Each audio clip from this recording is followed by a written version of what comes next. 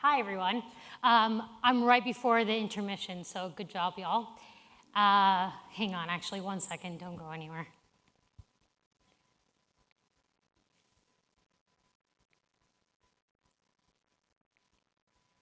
One more second.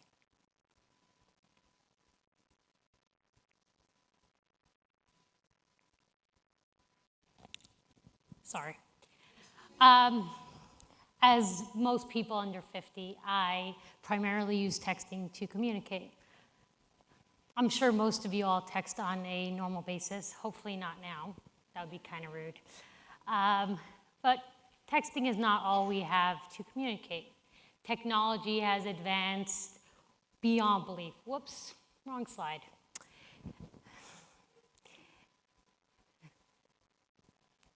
We have so many options these days on how to communicate.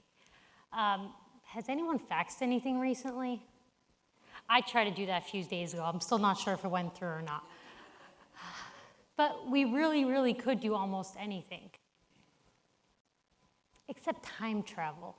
Why can't we time travel yet? Where are the CEOs who are working on that? I need time travel in my life.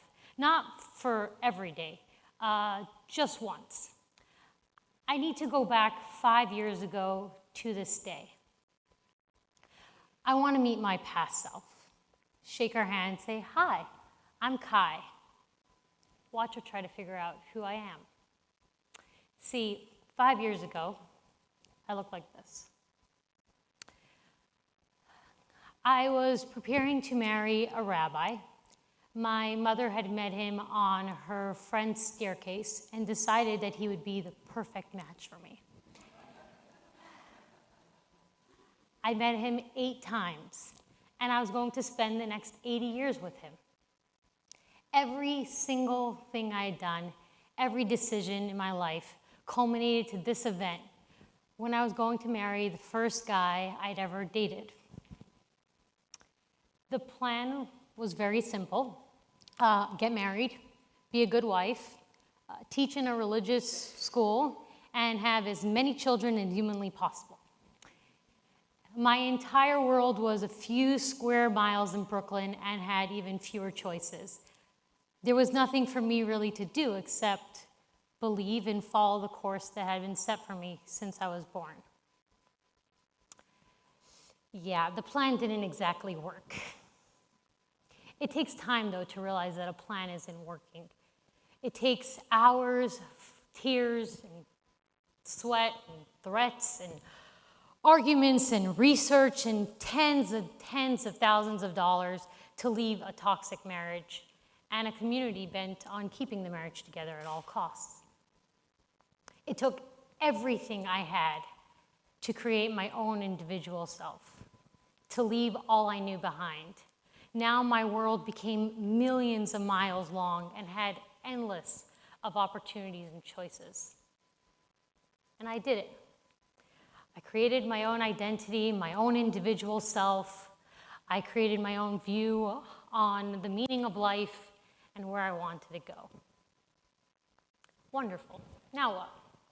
I still had the father of my child to deal with, my parents, my grandparents, my great-grandparents, uncles, aunts, hundreds of cousins, neighbors, childhood friends, you get the gist.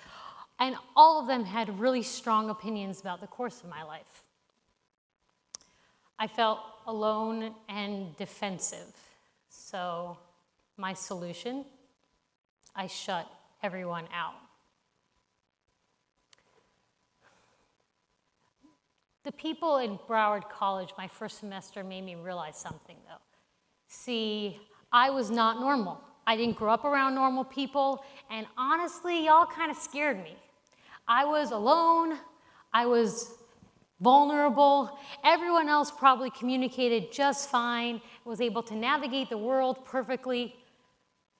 But in my introduction to speech class, a class literally all about communication, I realized that most people felt isolated too. So communication seemed like a problem globally, even for normal people. But why? I believe that for multiple reasons, we create walls around ourselves. See, the definition of a wall is a structure that encloses or divides an area, but we create figurative walls as well. We believe that the walls will keep us safe. But what we really need are boundaries. A wall and a boundary might seem the same, but they're two very, very different things. A boundary is a line that marks limits to an area. See, a wall is like this big, opaque, mighty structure. And a boundary is just a limit where one thing starts and another thing ends. And as a society, we need more boundaries. We need them emotionally, we need them physically, we need them mentally. So many wonderful things happen when we create boundaries. So many wonderful things happen when we communicate effectively. Look how many wars the UN has prevented historically. And scary things happen when we shut people out. Just recently, we had the longest government shutdown in history. Over a wall. Yeah, a physical wall. But the government was a connotative wall as well. There was this side and that side, and nobody communicated. And as a result, over 800,000 federal workers were affected. Think about that for a second. 800,000 people. I broke down my walls, and I invite you to do the same. When we stand behind a wall, we're just as vulnerable as we were before. We're just as weak. The moment we step out, or the moment someone jumps over it, we are just as vulnerable to their toxic opinions, their control. We allow them to impact part of our lives that they really shouldn't. Boundaries, though, are a mindset of strength. When we set boundaries, we allow another person in, but so are we. We don't lose ourselves. We can hear what they have to say and keep our truth. Boundaries create a positive space where we can hold on to our genuine identity and yet have other people in our lives so that we are not alone. Great. So we want boundaries. We need boundaries.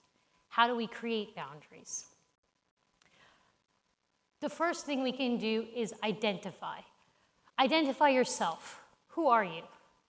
How have you changed? How have you grown? How are you different than the way you were raised? Identify the people around you. Who do you spend time with? What kind of conversations do you have on a daily basis? Notice the people that support you, the people that bring you down. What family members have you shut out? What family members are a little too close? Once you identify who you are and the people that you interact with, draw the line. Every person is unique, every person is different, and every person is going to need different lines. For some people, it might be saying no. For other people, it might be having an open and honest conversation. And when conversations just won't cut it, it might be figuring out a different way to communicate or a mediator. Once you know who you are and you have drawn your boundaries, listen. Engage in the world. Dialogue can bring us so much farther than we can go by ourselves.